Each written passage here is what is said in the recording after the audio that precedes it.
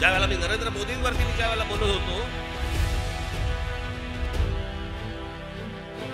त्यांच्या भूमिका काही मला नाही पटल्या,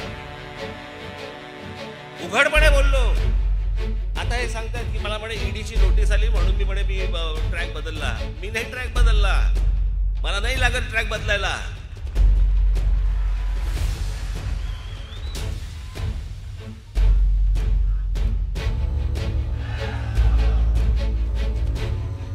माहिती करून काही घ्यायचीच नाही.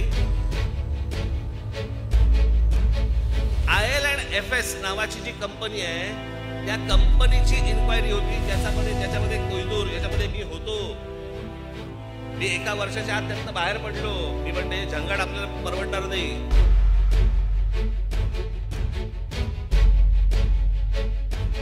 म्हणजे व्यवसाय नाही करायचा का कोणी?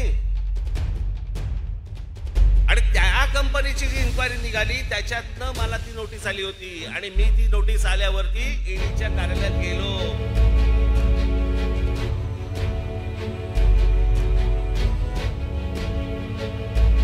शरद पवार साहेबांना नुसती फक्त चाहूल लागली येते म्हणून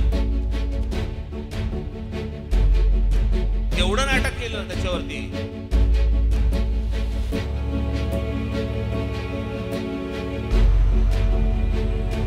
आणि या हाताने जर काही पापच केलेलं नाहीये, नोटीसी कोणत्या पण येऊ देत, त्या राजकीय असू देत नाही तर कायदेशीर असू देत, ठीक नाही हलत मी त्याला.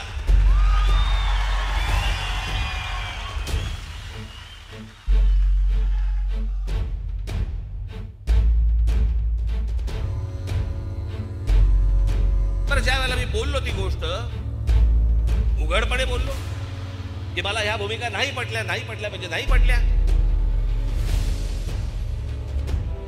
पण त्याच नरेंद्र मोदींच्या सरकारमध्ये ज्या वेळेला एखादी भूमिका त्यांची, ज्यावेळेला त्यांचं धोरण 370 कलम ज्यावेळेला काश्मीरमधलं रद्द केलं त्याला अभिनंदन करणारा पहिलं ट्विट माझं होतं.